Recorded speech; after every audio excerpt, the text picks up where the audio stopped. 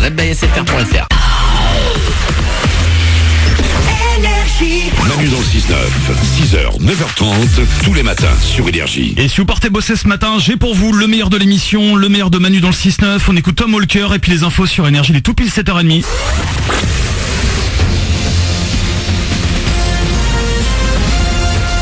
Toute l'actu sur Monaco-Menton avec Frédéric Plat.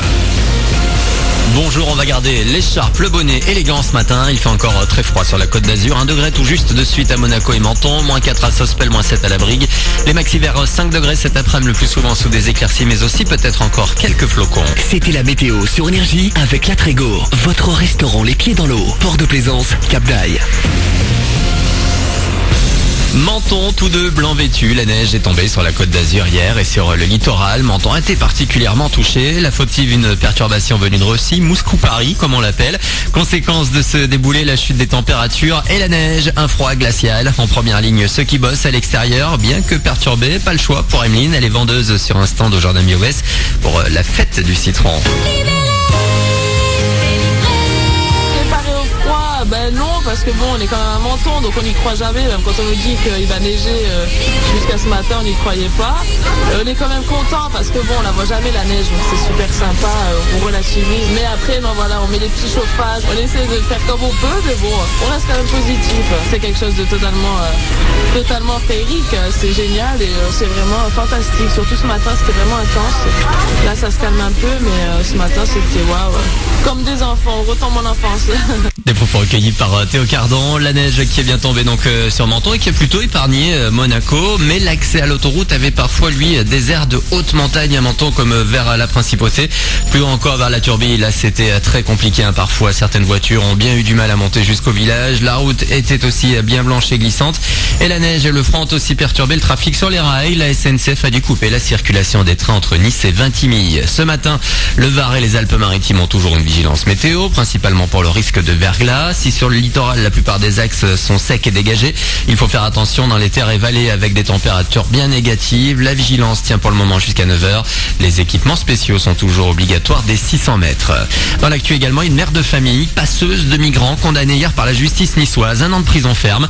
Elle avait été surprise en novembre 2016 avec dans sa voiture 3 passagers en situation irrégulière. L'enquête avait montré qu'elle passait régulièrement la frontière italienne contre quelques centaines d'euros. Enfin, une nouvelle qui va nous réchauffer au cœur de cet hiver.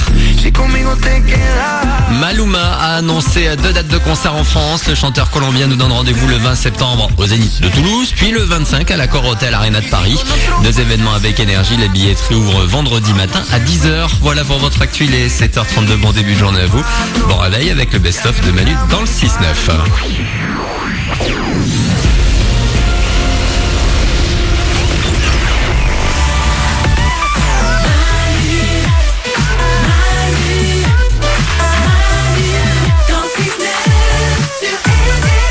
En mode best-of là pendant les vacances, petite semaine de repos bien méritée pour Manu et toute l'équipe. Ils seront de retour lundi matin et d'ici là, bien content d'être avec vous là ce matin. Bon réveil sur Énergie, je m'appelle Anto, avec moi le meilleur de Manu dans le 6-9 avec le meilleur jeu radio du monde en préparation. Le jeu des 5 mots comme tous les jours à 7h40, avant ça Tom Walker et puis la suite de ce best-of. Manu dans le 6-9 sur Énergie. Vous êtes peut-être en train de vous préparer pour aller au travail et vous vous demandez comment je vais pouvoir faire aujourd'hui pour faire autre chose que du travail à mon travail. Voilà.